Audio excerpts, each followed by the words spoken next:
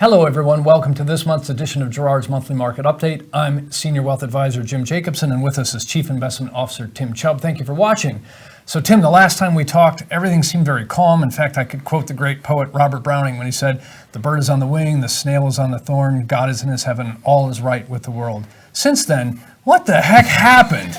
Yeah, the market investors began, becoming uncertain and concerned about the coronavirus. Last time we were together, we had seen cases really starting to accelerate in China, where there was a lot of concerns about the supply chain, some concerns about demand. But since then, we've seen cases really start to accelerate in Italy, South Korea, and here in the United States, where I don't think at this point in time anyway, we've seen peak cases, and things will continue to accelerate. And I think, overall, the uncertainty is here to stay. I think the markets will be choppy moving forward, just as investors try to price in how demand will be impacted, whether it's the U.S. consumer not spending as much on a cruise or vacation. And then on the supply side of things, if there's a certain widget that gets made in China or South Korea that goes into another widget, there could be some issues with delivering that product to a consumer, and therefore doesn't show up in the GDP numbers. And so, I think uncertainty is here to stay, but I think we're going to get through this ultimately, and we could come out on the other side in a much better position than we were coming into it. So, and just like in previous periods of time, uncertainty is the key thing, because that's something the market doesn't like. It can deal with good news, it can deal with bad news. We often hear the market climbs a wall of worry, but that's a known wall of worry. It's the uncertainty.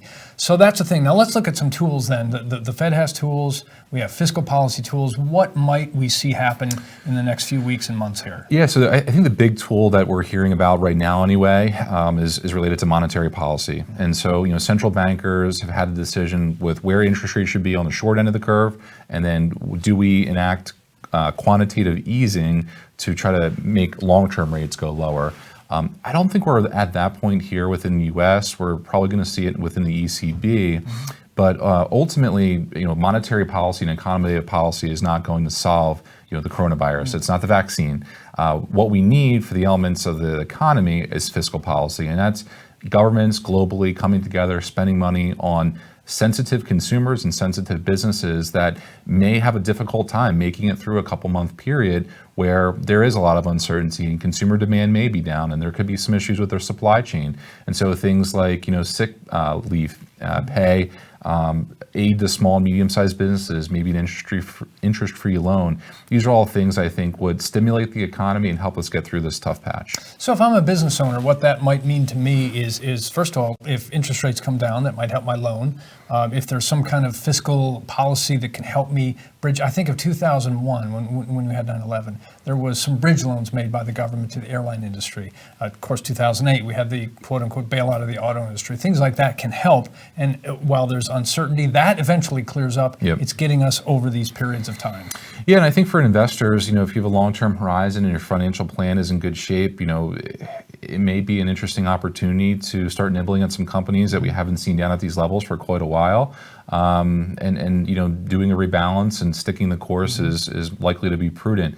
I think what investors need to acknowledge is low interest rates are here to stay for the foreseeable future.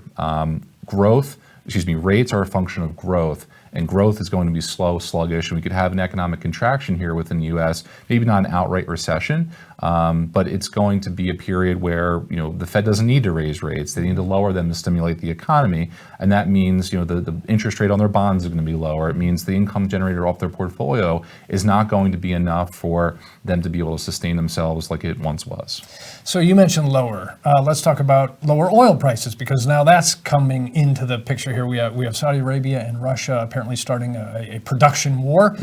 Prices have fallen to the floor. We've seen oil prices move up and down. We've been range-bound recently, but now the prices are very low. What does this mean for the markets, and then what might it mean to the consumers? Yeah, the icing on the cake recently, in addition to all the coronavirus fears and uncertainty, was the news that basically OPEC is deteriorating and we're entering an all-out price war where they're going to flush the market with a lot of supply, and ultimately it's going to be an environment where we'll probably have lower oil prices for a longer period of time, just like interest rates. And so, for the U.S., it helps me and you fill up our gas tanks. It's a bit of a raise that we'll get, which is nice. But our economy really values the the energy sector. It's about 9% of our GDP, second to only healthcare. It matters a lot, and so while we'll get the benefit not being in oil and gas, the communities and the industry of oil and gas, is going to be impacted with prices this low. So to wrap it all up, we have current levels of uncertainty that are high.